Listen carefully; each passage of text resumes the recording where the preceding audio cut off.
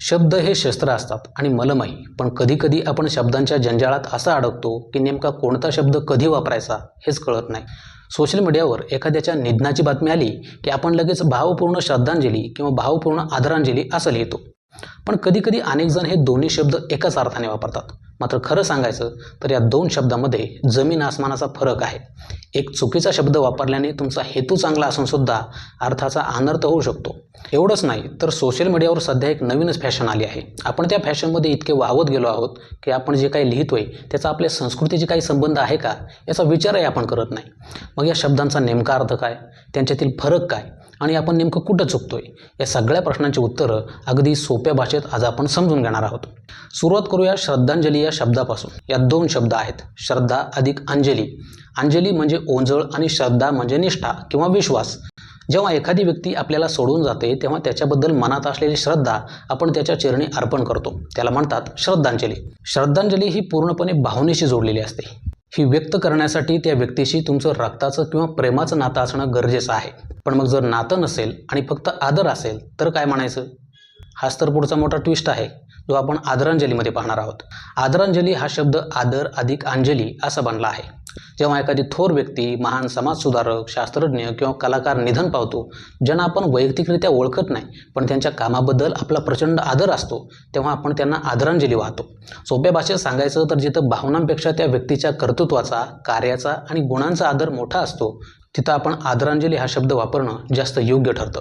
आता तुम्ही म्हणाल, अरे काय फरक पडतो, भावना तर पोचतात ना. मान्य आहे, पण भाषेचाही एक विशिष्ट शिष्टाचार आणि स्वतःची एक प्रतिष्ठा असते.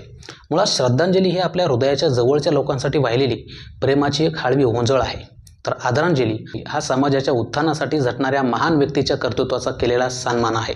जेव्हा एखाद्याच्या जाण्याने आपल्या आयुष्यात वैयक्तिक पोकळी निर्माण होते तेव्हा त्या नात्यातली ओढ म्हणजे श्रद्धांजली. आणि जेव्हा एखाद्या थोर व्यक्तीच्या जाण्याने समाजाची किंवा देशाची वैचारिक हानी होते तेव्हा त्या कार्याप्रती व्यक्त केलेली कृतज्ञता म्हणजेच आदरांजली. आपण नेमके कोणते शब्द निवडतो यावरून त्या निधन पावलेल्या व्यक्तीचे आपलं नातं काय होतं आणि त्याच्याबद्दल आपल्याला नेमकी कोणती भावना व्यक्त करायची आहे हे स्पष्ट होतं.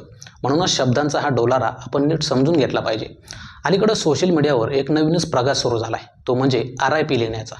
कोणाचंही निधन झालं की आपल्यापैकी अनेक जण विचार न करता RIP टाईप करतात आणि मोकळे होतात. पण क्षणभर थांबून स्वतःला विचारलं आहे का आपण नेमकं काय लिहितोय, याचा नेमका अर्थ काय? तर RIP म्हणजेच रेस्ट इन पीस. याचा साधा अर्थ होतो मृत व्यक्तीच्या आत्म्याला शांती लाभो. हा संदेश मुख्यतः कबरीत शवदफन करण्याच्या परंपरेशी जोडला जातो. प्रत्येक संस्कृतीची परंपरा वेगळी असते आणि त्या सर्व परंपरा तितक्याच आदरणीय आहेत. पण आपल्या भारतीय संस्कृतीत मृत्यूकडे पाहण्याचा दृष्टिकोन थोडासा वेगळा आहे. आपण मृतदेहाला अग्नी देतो का? कारण भारतीय तत्त्वज्ञानानुसार आत्मा हा स्थिर नाही तर तो प्रवाही आहे. तो एका शरीरातून दुसऱ्या प्रवासाकडे निघत असतो किंवा ईश्वरात विलीन होतो. आपली संस्कृती आत्म्याच्या मुक्तीवर भर देते, अडकून पडण्यावर नाही. मग मला सांगा, ज्या आत्म्याला आपण अग्नी देऊन मुक्त केलंय त्याला RIP म्हणणं कितपत अर्थपूर्ण ठरेल? इथं कोणालाही दोष देण्याचा उद्देश नाही आहे, फक्त जाणीवपूर्वक शब्द वापरावेत इतकंच. आपल्या मराठी भाषेत शब्दांची कमतरता नाही आहे. एका शब्दाला कितीतरी अर्थपूर्ण पर्यायी शब्द आपल्या अभ्यासकांनी आणि पूर्वजांनी शोधून ठेवले आहेत. कोणाचं निधन झालं तर आपण ओम शांती, सद्गती लाभो किंवा भावपूर्ण श्रद्धांजली असे शब्द वापरू शकतो. कारण या शब्दामध्ये त्या आत्म्याचा पुढचा प्रवास सुखाचा व्हावा अशी प्रार्थना आहे. त्यामुळं RIP लिहिण्यापेक्षा त्यामागचा अर्थ जाणून योग्य शब्द निवडणं अधिक विचारशील ठरेल. आता तुम्हीच ठरवा तुम्हाला काय म्हणायचं आहे. शेवटी निर्णय तुमचा आहे. आशा करतो की ही माहिती तुम्हाला नक्कीच आवडली असेल. हा व्हिडिओ उपयुक्त वाटला असेल तर लाईक करा, शेअर करा आणि असेच नवनवीन व्हिडिओज पाहण्यासाठी चॅनलला सबस्क्राईब करा.